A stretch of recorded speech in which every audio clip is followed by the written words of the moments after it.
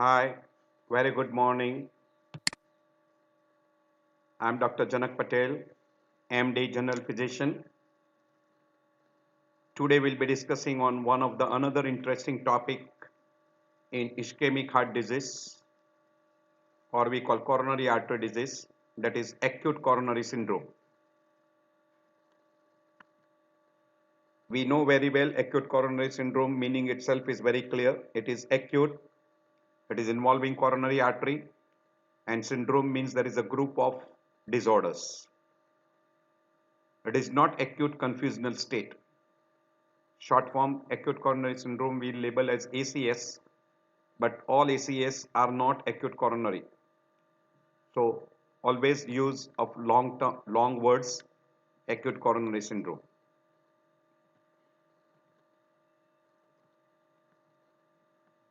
As usual, we'll be discussing under the different heading: definition, etiology, pathophysiology, clinical features, investigations, differential diagnosis, treatment, and complications.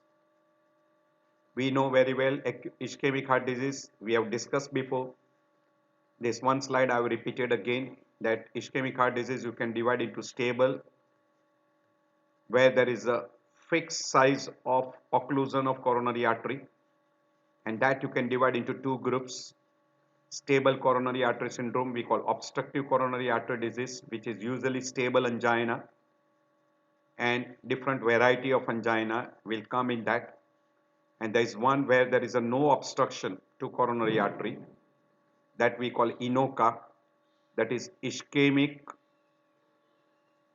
non-coronary artery disease. While acute coronary syndrome includes mainly unstable angina, non-STEMI and STEMI, and it also includes one of the another term which was introduced, that is MINOCA, that is myocardial infarction with non-coronary artery, non-occlusive coronary artery. So there is no obstruction to coronary artery, non-obstructive coronary artery disease or non-occlusive coronary artery disease, where the occlusion on coronary angiography is less than 50%. By and large, the term which is being utilized is acute coronary syndrome. Previously, it was utilized as acute coronary insufficiency, but that term is gone. Now we mainly utilize ACS, that is acute coronary syndrome, where we have got three common variety. We call unstable angina, non-STEMI, STEMI. Unstable angina is also called crescendo or pre-infarction angina. Non-STEMI is also called subendocardial infarct or non-transmural MI, or also on ECG we call non-Q wave MI, while transmural myocardial infarction is called acute MI, or we call STEMI, or we use the word Q wave MI. There is one another presentation of ACS is sudden cardiac death, and occasionally it can present as congestive heart failure. These are the different things which are being included. Sometimes we come across what we call as a silent ischemic heart disease. So once in a while you can come across that. So acute coronary syndrome, usually we use the word STEMI, non-STEMI and unstable angina. While chronic coronary artery disease, usually this term is not commonly utilized. We use the word stable angina, or we use the word chronic stable angina, where you got a typical Levine sign, exercise capacity may vary, and it is relieved by nitrate and relieved by rest. We have discussed before in stable angina, we also use word effort angina or exercise induced angina, etc. So stable angina is usually precipitated by stress or exertion. There is a stable plaque. It lasts for 10 to 15 minutes. It is relieved by nitroglycerin or glyceryl trinitrate or by rest. While unstable angina is because of rupture of the plaque. There is a platelet adhesion.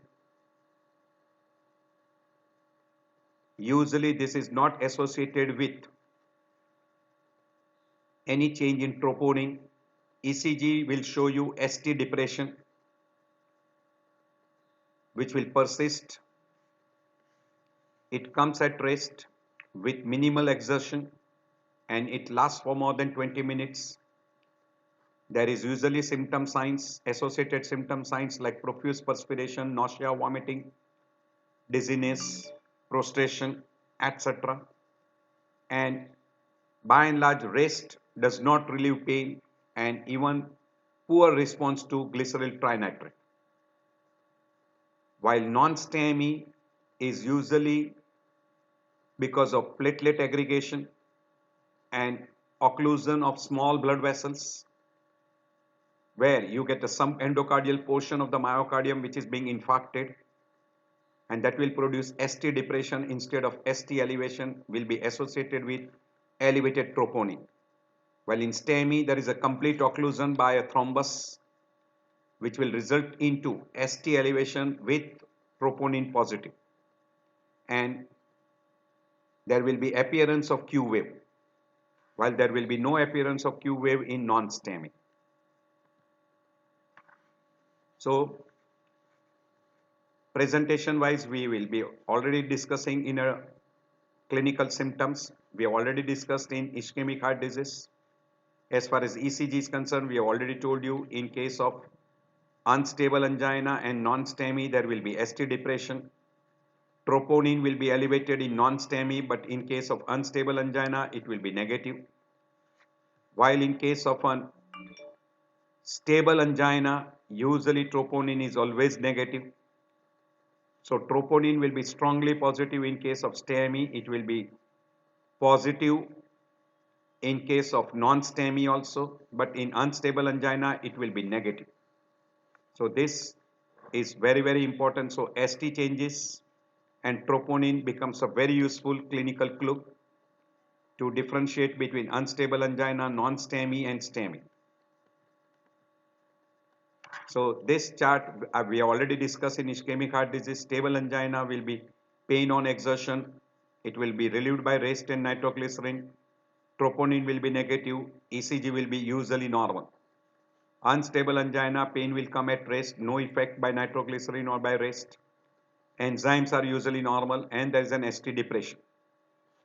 While in STEMI, there is a pain at rest, no effect by nitroglycerin. ST segment is elevated and even troponin is elevated. And during healing, you will get appearance of Q wave. While in non-STEMI, pain will come at rest, not relieved by nitroglycerin. Enzymes are elevated and there is an ST depression. ST segment is not elevated, but there is an ST depression. That's why it is also called as a non-STEMI. So it is a spectrum of disease consisting of unstable angina, non-Q wave MI or Q wave MI. We call STEMI and non-STEMI. Non-Q wave MI is called non-STEMI and Q wave MI is called STEMI.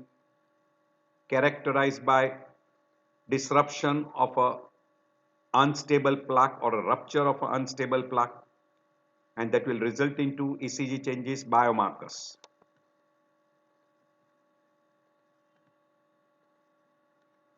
So it is a group of this particular group of three classical groups which are being put in this unstable, STEMI and non-STEMI.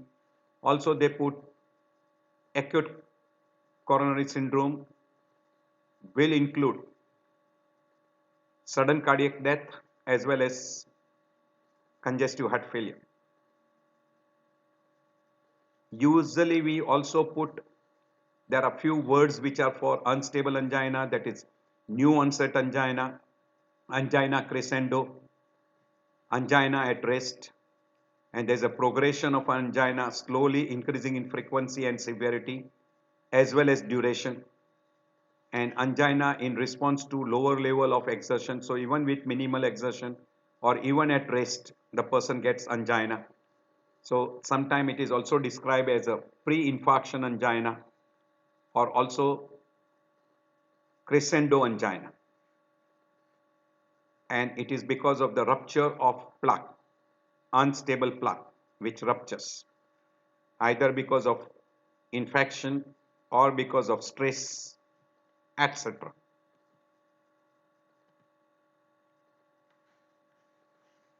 So there are two terms which we commonly utilize, myocardial injury and myocardial infarction. Myocardial injury means there is an elevation of troponin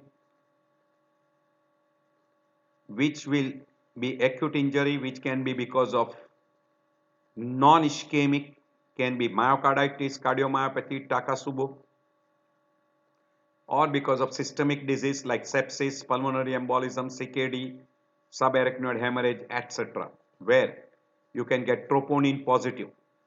So in this condition, you will have a troponin positive. We divide into cardiac and non-cardiac, or we call cardiac and systematic.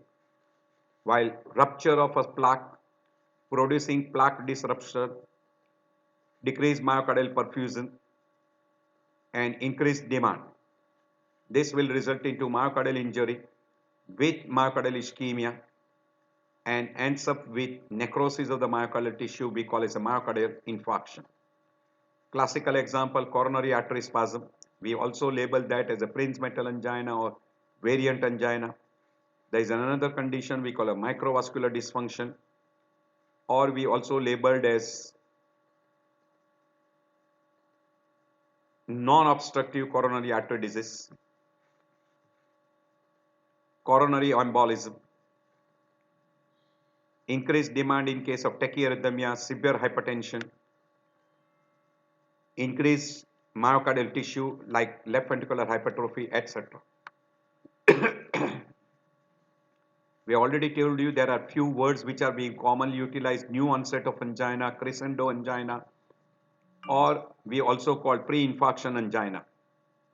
And this includes what we call as unstable angina, where crescendo means increase in frequency, severity, and duration. While following an infarction, now if a person starts getting an anginal pain, that is usually labeled as a post-infarction angina.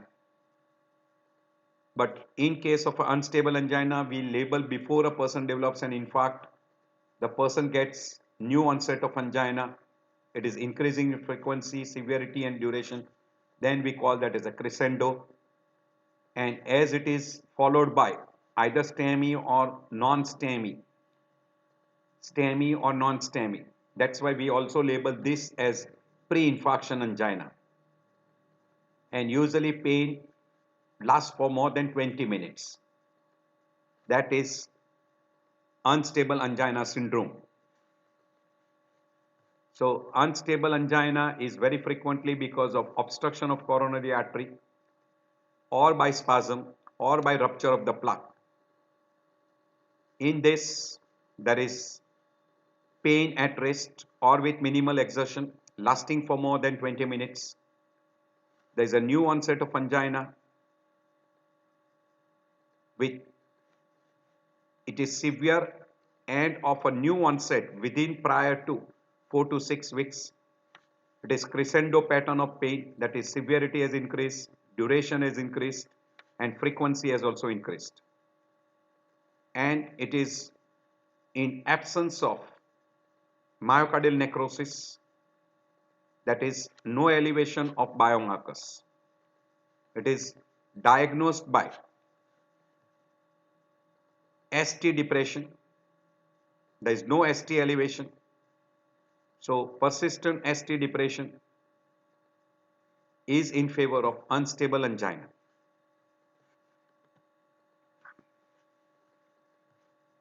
Patient will have a new onset of angina, crescendo angina, angina at rest, and ECG will show you ST depression. Non-STEMI is unstable angina with myocardial necrosis. There is elevated cardiac biomarkers, and there is an ST depression with T-wave inversion. That is non-STEMI. While STEMI is sustained chest pain, almost all symptoms are same like unstable angina, but there is a profuse perspiration. Severity of the chest pain may be more. Duration is longer. Person will have associated symptoms like profuse perspiration, nausea, vomiting, hypotension, tachyarrhythmias, bradyarrhythmias, fall of blood pressure, and may be associated with cyanosis, etc. And there is an ST elevation or new left bundle branch block appearance with elevation of biomarkers.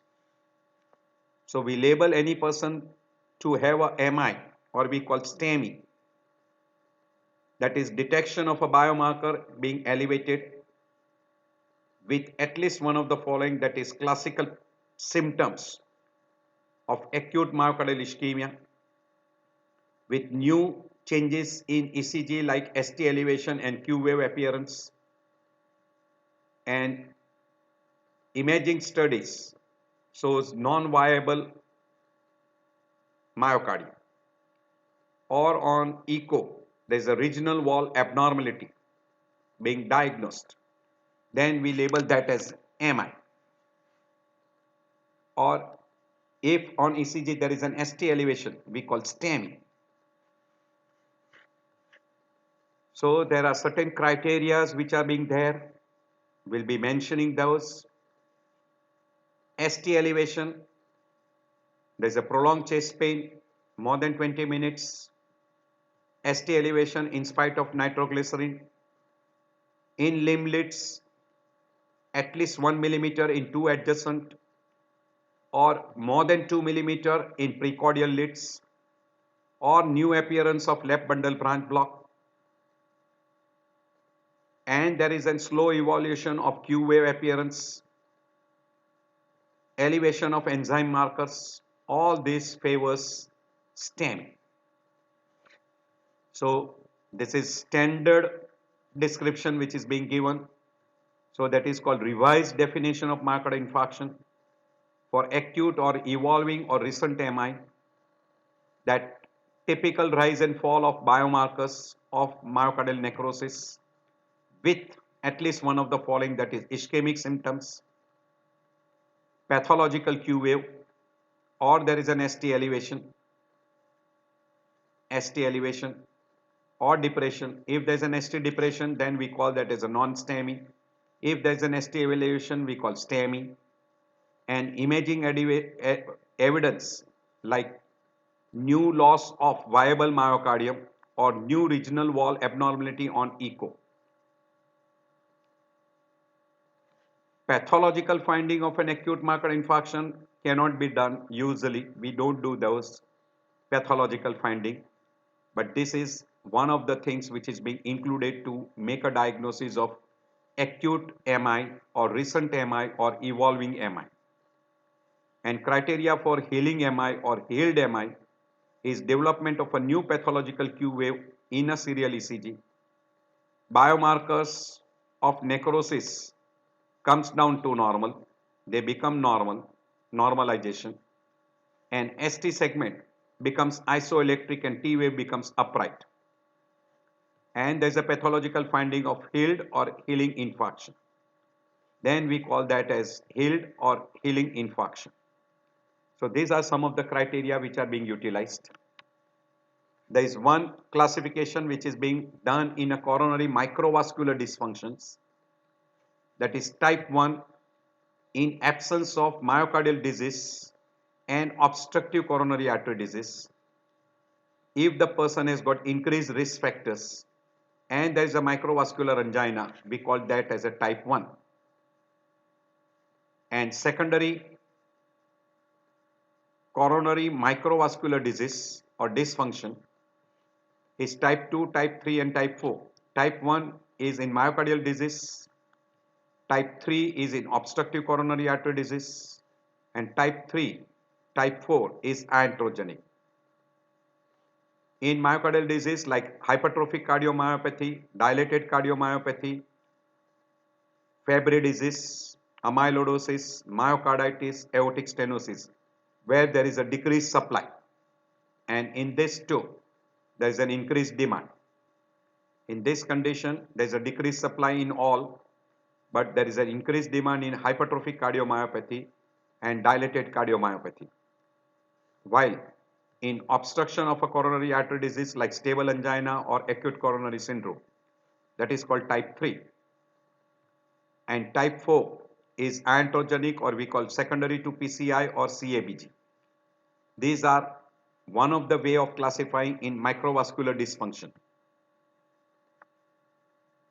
While MI can be classified into spontaneous rupture of atheromatous plaque, that is called type 1, with formation of a thrombus. Type 2 is ischemic myocardial necrosis because of increased demand and decreased supply. Type 3 is because of sudden cardiac death, where you demonstrate that it is because of coronary artery thrombosis. Type 4 is secondary to PCI, where it is divided into two, where myocardial infarction is associated with PCI, that is 4A, and if it is stent thrombosis associated with PCI, it is called type 4B, and if it is restenosis associated with PCI, it is called type 4C. So myocardial infarction associated with PCI intervention is 4A, stent thrombosis 4B, and restenosis of PCI intervention associated with PCI intervention is 4C, and type 5 is myocardial infarction secondary to coronary artery bypass grafting. These are the 5 different categories which are being put, and this is well accepted, and this you should know it. So again I am repeating, type 1 is because of the rupture of unstable plaque, spontaneous rupture with formation of a thrombus. Type 2 is ischemic myocardial necrosis or MI, secondary due to increased demand and decreased supply. Type 3 is sudden cardiac death. Type 4 is following PCI, percutaneous coronary intervention, where it is divided into A, B and C, 4A, 4B and C. 4A is infarction associated with PCI, and if there is a stent thrombosis, 4B, and if there is a restenosis with PCI, it is 4C, and type 5 is following CABG. Everything is mentioned here, same thing. So spontaneous, secondary to imbalance between supply and demand, sudden cardiac death, myocardial infarction resulting in death when biomarker values are not available, then associated with PCI, associated with stent thrombosis, associated with stent restenosis, and associated with CABG. Same thing described. So definition of myocardial infarction we already mentioned before, that is biomarker changes with symptoms, with ECG changes, and demonstration of viable myocardium being lost or new regional wall motion abnormality is diagnosed, or by coronary angiography or at autopsy. That is the definition which is being preferred. We have already told you regarding type 2 that increased demand and decreased supply, that is myocardial type 2, and this is in detail which is being given.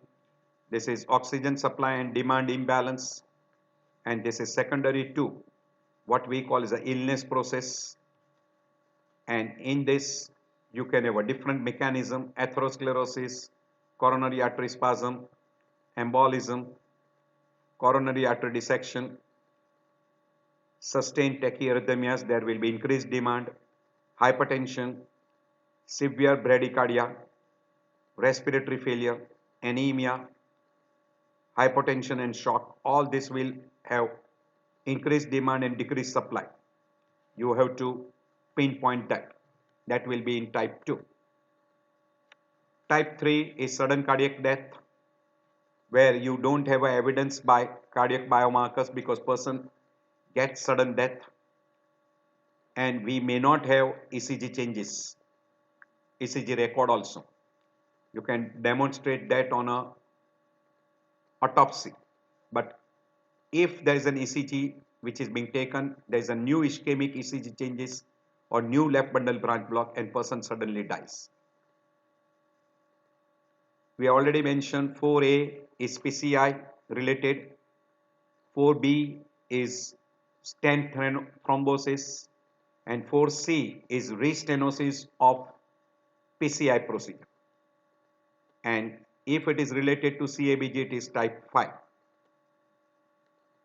So type 1 we already told you atherosclerotic, type 2 to type 5 is non-atherosclerotic etiology.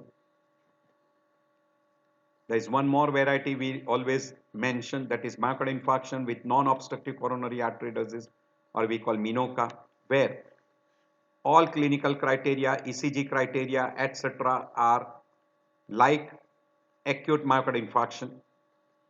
There is ST segment elevation with biomarkers being elevated, but on angiography you demonstrate that there is no demonstrable coronary artery occlusion, and coronary artery obstruction is less than 50%. It is extremely difficult to label that there is a coronary artery involvement, and that we label as MINOCA. So in MINOCA there is a troponin elevated, ST segment elevation, and there is no obstruction in the coronary artery on angiography. That is very, very typical. Very, very typical. So that is MINOCA, myocardial infarction with non-obstructive coronary artery disease. By and large, the angiography is reported as normal. There is one more variety we call Kuinis syndrome, or we call hypersensitive acute coronary syndrome, or allergic angina, or allergic acute MI. It is very frequently also included in microvascular angina. It is hypersensitive inflammation leading to acute coronary syndrome. And etiology of that is, as far as acute coronary syndrome is concerned, etiology is acute rupture of atherosclerotic plaque. So basic disease is atherosclerosis. There is a unstable plaque which ruptures, there is a erosion or rupture, and following a rupture you get a platelet plaque formation and thrombus formation, resulting into occlusion of the coronary artery.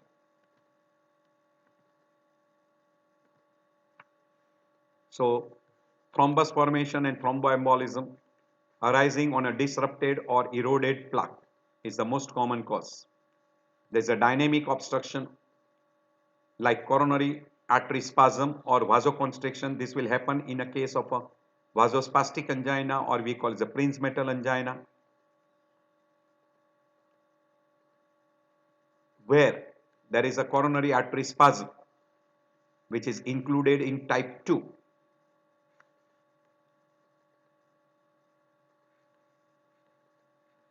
In PCI, you can have a mechanical obstruction because of stenosis or restenosis. There is a coronary artery inflammation secondary due to infection like chlamydia or herpes, and once in a while you can have a coronary artery dissection also.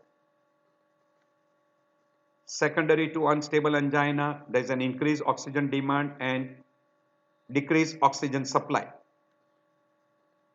either because of tachyarrhythmias or sudden shoot up of blood pressure, or because of severe congestive heart failure, severe hypoxia, severe anemia, etc. So there will be imbalance between supply and demand. There are some of the triggering factor of unstable angina like hypercoagulable stage, increased vascular resistance, coronary artery spasm, increased level of catecholamine, which is very frequently seen in an anxious person, anger, increased cortisol level, increased arterial pressure like hypertension, circadian variation, early morning, or excess of exercise, where you get increased demand, mental stress, anger, cigarette smoking, coffee, alcohol, sexual activity. In all this there is an increased demand. So there is an reduced perfusion, that is a decreased blood supply, and these are all conditions where you got an increased demand like tachyarrhythmia, severe hypertension, pregnancy, etc. While decreased supply, coronary artery spasm, microvascular dysfunction, coronary embolism, coronary artery dissection, sustained bradyarrhythmias, hypotension and shock, respiratory failure, severe anemia, etc. This will be one of the factor which will respond and give rise to what we call as a type 2 variety of MI. So decreased supply, increased demand. So hypotension, sepsis, tachyarrhythmias, hypertension, thyrotoxicosis, there is an increased demand. While hypotension, anemia, hypoxia, coronary artery spasm, there is a decreased supply. So this will give rise to factor 2 type 2 variety of myocardial infarction. Same thing mentioned here, decreased supply, increased demand. Decreased supply, severe anemia, high altitude, sulfhemoglobinemia, methemoglobinemia, carbon monoxide poisoning, or we call carboxyhemoglobin, severe hypertension, severe hypotension, severe hypoxia like status asthmaticus, collapse, pneumothorax, ARDS, consolidation, where there is a decreased supply. While increased demand in tachyarrhythmias like VTVF, SVT, PAT, flutter fibrillation, etc., thyrotoxicosis, severe anxiety, mental stress, severe exertion, pregnancy, certain drugs like cocaine, noradrenaline, adrenaline, ephedrine, etc. This is in non-obstructive coronary artery disease, like non-coronary cause, myocarditis, Takotsubo cardiomyopathy, and non-cardiac disorders like pulmonary embolism, renal impairment, stroke, and sepsis. In this condition also, there is an increased level of what we call as troponin. While in coronary artery causes, we already mentioned vasospastic angina, where there is an epicardial artery spasm. Microvascular disorders like coronary blood flow is low, microvascular angina, microvascular spasm, coronary plaque disruption, thrombosis, embolism, and missed obstructive coronary artery disease. Troponin will be elevated in cardiac causes, extracardiac causes, also in MINOCA. In cardiac causes where it is non-ischemic like myocarditis, Takotsubo, and cardiomyopathy, where troponin will be elevated, and you will see also STT changes, but coronary artery will be absolutely normal. In extracardiac causes, pulmonary embolism, sepsis, stroke, and even in case of a CKD, troponin will be elevated. While in MINOCA, there will be STT changes.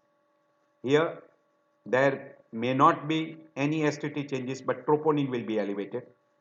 While in this condition, that's why this is mentioned as troponin elevated with non-obstructive, troponin positive with non-obstructive coronary artery disease, non-obstructive.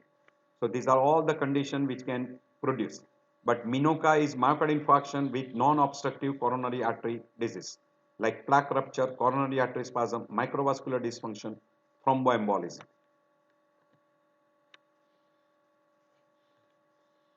Group 3, where there can be sudden cardiac death and we don't have troponin available, like these are some of the conditions which can be there.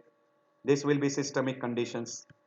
So in these conditions, you will have troponin being elevated, heart failure, myocarditis, cardiomyopathy, Takotsubo, catheter ablation, defibrillation, shock, cardiac contusion, etc. In systemic conditions, sepsis, CKD, stroke, subarachnoid hemorrhage, pulmonary embolism. In all these conditions, you can have a troponin being elevated. So elevation of troponin will be there in this condition. But these are non-ischemic. Usually we don't do troponin in these conditions. But we say that there is a myocardial injury, secondary due to systemic causes and secondary due to cardiac, but these are non-ischemic conditions. These are all non-ischemic conditions.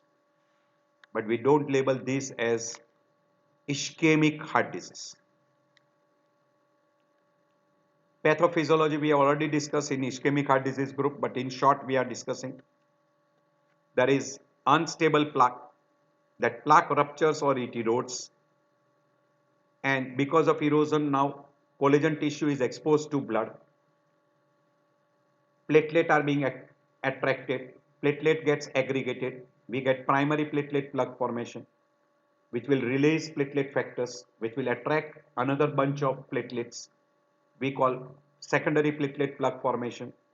There is an activation of intrinsic pathway, which will give rise to formation of fibrin. That fibrin will be converted into monomer.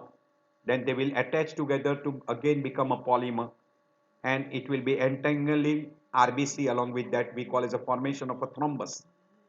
And once there is a thrombus formation, it will give rise to what we call as occlusion of the coronary artery. And secondary to occlusion coronary artery, now person will start developing unstable angina, which may end up with non-STEMI or STEMI. Non-STEMI or STEMI. So plaque rupture, occlusion leading to unstable angina, and complete occlusion will lead to STEMI. And occlusion of a small blood vessel will lead to non-STEMI. And secondary to STEMI and non-STEMI, there will be necrosis of the myocardium, which will result into elevation of biomarkers, or we call cardiac enzymes, which is secondary to necrosis. And this rupture of plaque may be secondary due to inflammation like H. pylori, or sorry, chlamydia, or because of herpes infection, or even because of stress or sudden shoot up of blood pressure, etc. That can also produce rupture or erosion of unstable plaque.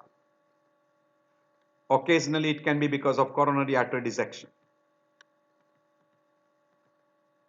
So stable plaque, usually there is no symptoms. There may be silent ischemia and person might have a stable angina. But in an unstable plaque, there is a rupture, platelet plaque formation, thrombus formation, occlusion, and secondary to occlusion, now person gets unstable angina or may develop non-STEMI, and when there is a complete occlusion, STEMI, or person may even get sudden cardiac death if there is a massive area of infarction. So very simple: vulnerable plaque, rupture, thrombus formation. Partial thrombus formation will give rise to transient angina, and that is we call as a unstable angina. Thrombosis is more than fibrinolysis, so there will be thrombus formation. If fibrinolysis is more than thrombus formation, healing will take place, and that will give rise to patient may remain asymptomatic or may develop a stable angina. But if there is a partial occlusion, may give rise to unstable angina or non-STEMI. Complete occlusion will give rise to STEMI. Very simple. Partial occlusion will give rise to unstable angina or non-STEMI, and complete occlusion will give rise to STEMI. So 70% of the time it is asymptomatic, or in 75% occlusion, if more than 75% occlusion, usually stable angina, and if there is a fixed stenosis, by and large it gives rise to stable angina. But if there is a plaque rupture, it may give rise to further occlusion, unstable angina, and then when there is a complete occlusion, MI, or may even end up with sudden cardiac death. So asymptomatic angina and myocardial infarction. So when there is a myocardial ischemia ends up with necrosis, we develop myocardial infarction. But if there is an ischemia, it can be asymptomatic or it can be with pain, that is we call as angina. So it can be because of atherosclerosis or vasospastic or because of dissection. And it can be secondary to microvascular dysfunction also.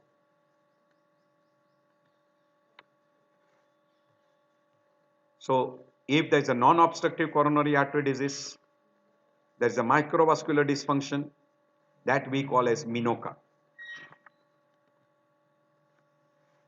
So in MINOCA, there may be plaque disruption, vasospasm, dissection, thromboembolism, microvascular dysfunction, or mismatch between supply and demand. We have already mentioned acute coronary syndrome can end up into STEMI or non-STEMI, which will have secondary to necrosis, elevation of CPK, MB, or troponin or LDH1, which will be elevated in STEMI and non-STEMI. But in unstable angina, biomarkers will not be elevated because in unstable angina there is no necrosis of myocardial tissue. Secondary to infarct, there will be ischemic myocardium which can end up into cardiac arrhythmias. Damage to conductive tissue which will give rise to conductive disturbances like first degree AV block, second degree AV block, complete heart block, or left bundle branch block, more common, or may even give rise to right bundle branch block. Because of infarct, myocardium is stunned and person may go into congestive cardiac failure or even cardiogenic shock. So this will be the outcome because of myocardial ischemia. If person has got a good collaterals, then amount of damage will be reduced. The amount of myocardial tissue damage will be reduced. So right from angina, myocardial ischemia, coronary artery thrombosis, infarction, arrhythmia, there is a loss of muscle, there will be remodeling, then you will get slowly dilated cardiomyopathy, or we also call as dilated ischemic cardiomyopathy. Person will have a congestive heart failure and then person will go into end stage heart disease. So that will be the slowly spectrum which will be seen in a coronary syndrome.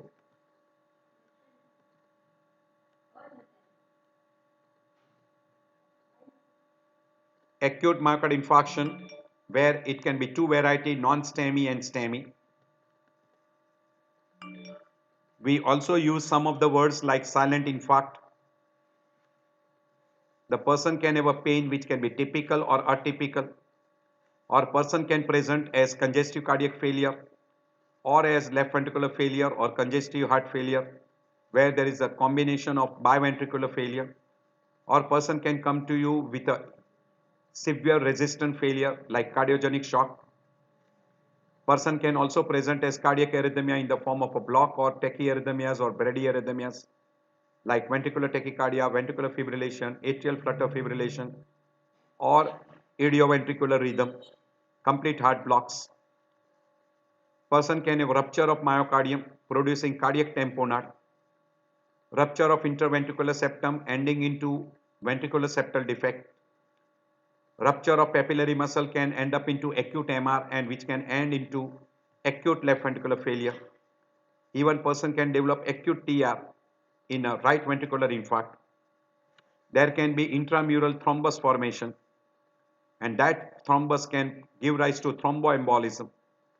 If it is in the right ventricle, pulmonary embolism, and if it is in left ventricle, systemic embolism, where you can get systemic embolism in left ventricle and pulmonary embolism in case of a right ventricle.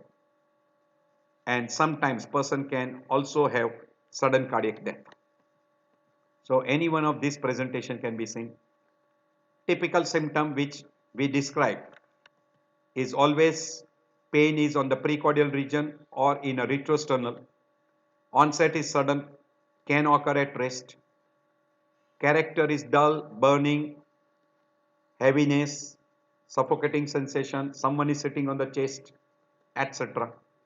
Radiation from precordial region right into the left shoulder, left arm along the inner side up to the tip of the little finger, may radiate to the right shoulder, right upper arm, inner side up to tip of the little finger, to the neck and to the jaw. Also it can radiate to the back, interscapular region, or it can radiate down along the retrosternal into epigastrium. Very frequently we say almost always associated with profuse sweating, nausea, vomiting, breathlessness, palpitation, hypotension, etc. The pain will be lasting for more than 20 minutes, not relieved by rest, not relieved by nitroglycerin. It will be aggravated even by slight exertion, and in unstable angina, there is increased frequency, increased duration, and with minimal exertion, even at rest. This is typical distribution which we have discussed in ischemic heart disease. Person will be holding the chest, we call Levine sign, typical distribution. The character of the pain described can be constricting, choking, heaviness, squeezing, crushing, burning, aching pain, but not sharp pain, no stabbing, no pricking, knife-like pain. These are not seen. Most commonly it is squeezing or choking sensation, heaviness, constriction, typical pain. And duration is more than 20 to 30 minutes and comes at rest. Typical character. Severity wise, person will say that I am going to die. Very severe. Good number of time they also say indigestion, pressure, or they are not able to give a description also.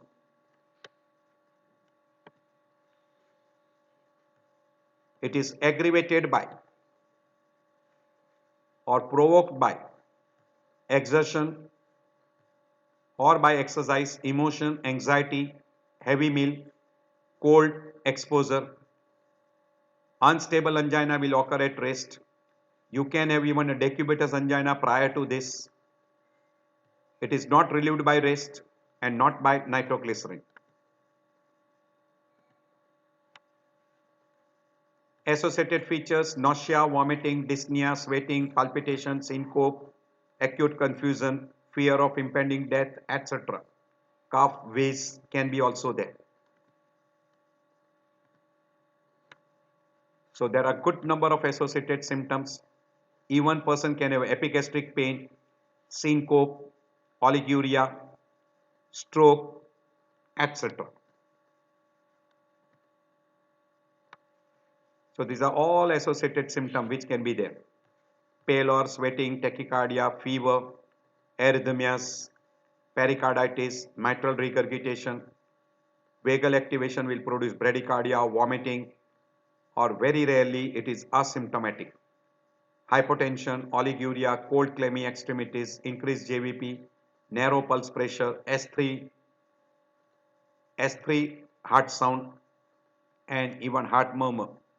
This will be seen more with failure, congestive heart failure, and heart murmur will be seen very frequently if the person develops acute MR because of papillary muscle rupture.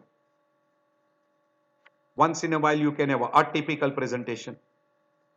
Atypical presentation means not a classical chest pain. Person may present as congestive heart failure or cardiac arrhythmias or sudden cardiac death or syncope, etc. By and large, the diagnosis of acute coronary syndrome is by typical history, ECG changes, and cardiac biomarkers. In acute coronary syndrome, we have already mentioned the difference between all the three, that is unstable angina. Typical history will be there in all the three, will be nearly same. ECG, ST depression in non-STEMI and unstable angina, while in STEMI, ST will be elevated. Cardiac enzyme will be elevated in non-STEMI and STEMI, while it will be normal in unstable angina. So 2 out of 3 criteria must be there for acute myocardial infarction: the typical chest pain, ECG changes, and cardiac biomarkers should be there. And we already discussed in detail all the latest criteria what are being included in STEM. We have shown this slide also before, that if there is an ST elevation, it is in favor of STEMI. If there is an ST depression with troponin positive, person will be high risk, and this will call as a non-STEMI. Troponin negative will be at low risk, and if there is a ECG which is normal, ECG which is normal and troponin negative will say that the person is having no acute coronary syndrome. STEMI, non-STEMI, unstable angina. So ECG, biomarkers and clinical history stands topmost on the list. And then you can go for coronary angiography, which will give you the idea regarding the number of artery involved, severity, etc. And if it is STEMI, then you will have to go for reperfusion. We have shown you this slide before, so I'm skipping over this. This is what we call as the STT changes. In the very early, there is a tall T wave, which is not shown here. Then you start getting a ST segment elevation. Then Q wave will start appearing. Q wave will become deeper, prominent. ST segment will start coming down. T wave will be still inverted. ST segment becomes isoelectric, but T wave is still inverted, and Q wave is prominent. When ST segment becomes isoelectric, T wave becomes upright, and persistence of a pathological Q wave, we'll call this as a HILD. This is acute. This is acute infarct. And when there is a tall T wave, we call hyperacute stage, early stage. You can see here there is an appearance of left bundle branch block. If there is an appearance of a new LBBB, you should suspect acute MI. And if this is associated with elevation of troponin, it is in favor of acute MI. Troponin will be elevated for nearly 4 to 5 days. So that typical pattern is being followed. So maximum elevation is in 24 to 48 hours, and then it will be elevated till 4th or 5th day, while CPK-MB will be for 2 to 3 days. Myoglobin is only for 24 hours. So you have to know how much will be the elevation and what will be the timing from infarct. So this is the chart which is showing you a typical troponin elevation.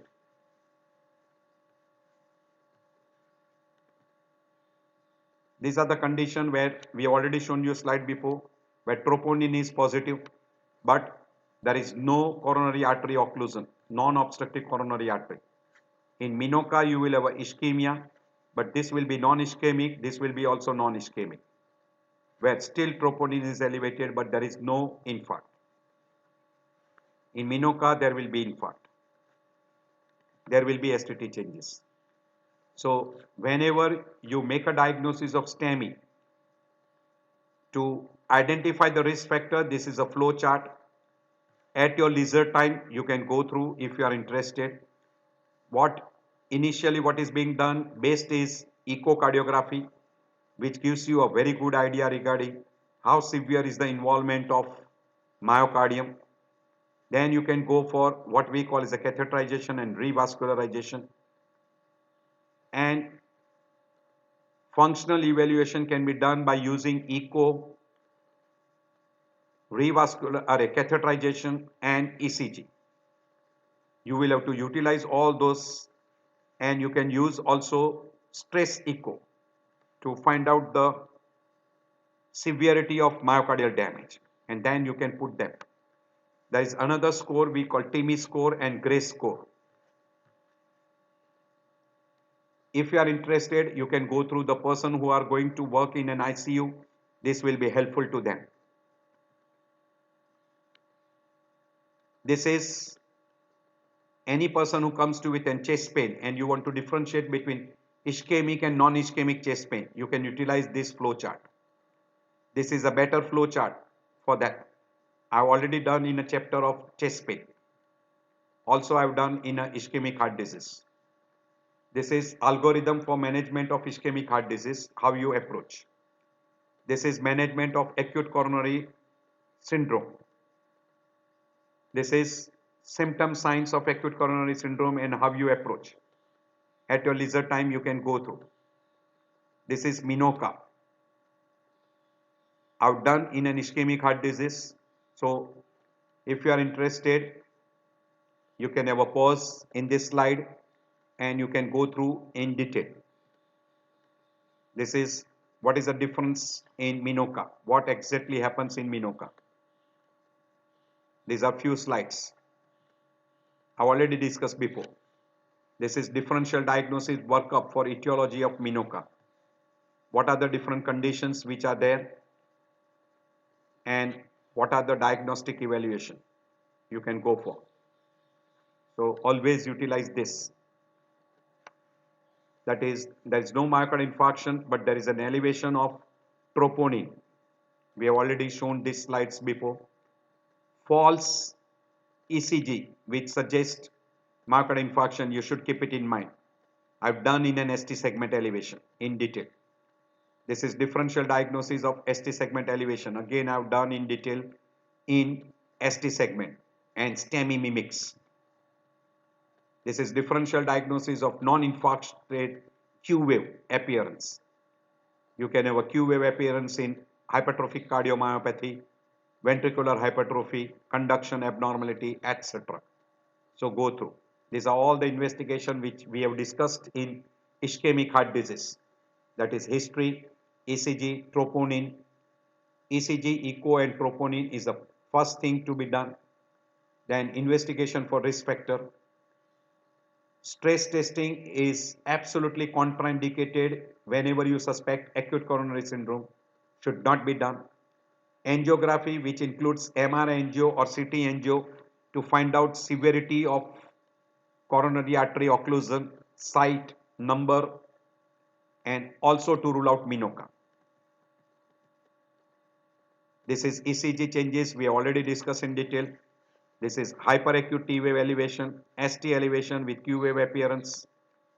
Then ST starts coming down, T wave is inverted, Q wave will become deeper and deeper. Then Q wave will persist, ST will become isoelectric, T wave will be still inverted. And then when it heals, Q wave will persist, ST is isoelectric, T wave is upright. This is called healed infarct. Depending upon which leads are involved, we can label them into inferior, lateral, anterior, and anterior we divide into anteroseptal, anterior, anterolateral. V1, V2 is anteroseptal, V3, V4 we call anterior wall, V5, V6 we call anterolateral, and posterior is ST depression in V1, V2, V3, and ST elevation in V7, V8, V9. So, and in lateral wall, lead 1, AVL, and V5, V6. While inferior wall is lead 2, lead 3, AVF. These are all the different ECG. At your leisure time, you can go through. This is one ECG. This is acute elevation of ST segment, which is relieved after rest or by coronary vasodilator. This is classical variant angina. You have to differentiate between unstable angina, transmural, and non-STEMI and STEMI. We have already mentioned the difference. You should differentiate cardiac, respiratory causes, GI tract causes, and musculoskeletal causes. We have discussed in detail in a chapter of approach to chest pain. You will come across very commonly the chest pain will be because of acute coronary syndrome, GERD, myocarditis, costochondritis, pericarditis, psychogenic, acute pulmonary embolism, pneumothorax, etc. Management of acute coronary syndrome, symptomatic, anticoagulants, antiplatelets, plaque stabilization by using high dose of statin, antiplatelet, anticoagulant, anti-inflammatory, even you might need antibiotics. Then you should stratify risk by stress testing, angiography, or we call transthoracic, esophageal, echo. You can use PTCA or we call PCI or CABG if There is no symptomatic relief by medical therapy, and there is a chance of person going into STEMI or non-STEMI in a person with unstable angina. So bed rest, oxygen, analgesics during acute MI or STEMI or non-STEMI, thrombolysis, antiplatelet, anticoagulated coagulation or antithrombin drugs, PCI or we call PTCA, balloon angioplasty with stent, which you can use drug-eluting stent or non-drug eluting stents. Bioabsorbable stents are also available. You can go for CABG, which you can be having open CABG or closed CABG. Or nowadays there is a robotic approach. Treatment of complications, secondary prevention, tertiary prevention, and post-infarction care. All these are the part and parcel of the treatment. So during ST elevation, reperfusion approach like aspirin, heparin, clopidogrel, fibrinolysis, and primary PCI. In all patients, whether STEMI or non-STEMI or unstable angina, beta blockers, glyceryl trinitrate, CCB, oxygen, morphine, ACE inhibitor, statin, etc. And you can use antithrombotic approach like aspirin, heparin, clopidogrel, or you can use GP2B inhibitors, and you can proceed for what we call as primary PCI. Revascularization procedures includes chemical we call thrombolysis and mechanical we call as a PCI or CABG. There are also now transmyocardial lesser revascularization which are being done. This is CABG, this is balloon angioplasty, this is with stent. And this is after stenting. You can see vascularization. There is a word utilized is endovascular treatment, which can be atherectomy. You remove the atheroma by using a rotabladder, and atherectomy, stenting with NATE, balloon angioplasty, grafting or bypass grafting. And in revascularization procedures, thrombolysis, PCI with stent, angioplasty, CABG, or there are hybrid procedure where you have got a combination of two. These are usually tertiary care. Reperfusion by means of pharmacological we call as a thrombolysis. There is one term very commonly utilized is MONA. MONA includes M for morphine, O for oxygen, N for nitroglycerin, and A for aspirin with clopidogrel. PCI is mechanical intervention. So fibrinolysis, indications, contraindications, if you are interested, these are absolute contraindication for fibrinolysis. These are relative contraindication. At your leisure time you can go through. These are the different procedures which are being done. This is balloon angioplasty, and this is putting in that balloon and you are inflating that and resulting into balloon angioplasty, and then you put stent inside. So after inflating you put a stent, that is we call stenting, and this is a standard slide which is being shown every time. You should take only 5 minutes for your clinical picture. Immediately person should be dispatched, and person should undergo fibrinolysis within 30 minutes. It is called emergency medical service to needle within 30 minutes. So thrombolysis should be done within that time, and he should be transported to a PCI center where PCI is available, and PCI should be performed within 90 minutes. So total time is only 2 hours. So as fast as possible, person should be diagnosed, fibrinolysis followed by PCI should be done. So door to needle time 30 minutes, door to balloon time is 90 minutes, less than 90 minutes. And this should be performed as early as possible to prevent myocardial damage. So reperfusion time should be less than 120 minutes. These are all those charts what we have shown you before. But in India, we face all this problem. Door to balloon time should be less than 90 minutes. We know time is muscle, but we always get this obstruction on a road. But now we have got the facilities of lifting the patient to a hospital by air. So this can be reduced. Now there are also one which is having a full facilities of angioplasty, thrombolysis with angioplasty which can be done. You can go for what we call as a stem cell therapy, but not yet successful. In Minoka, it will be helped by what we call as a lifestyle modification, where regular exercise, healthy diet, avoid smoking, avoid alcohol, all this will be helpful. As far as complication of acute MI is concerned, there are acute complication and chronic complication.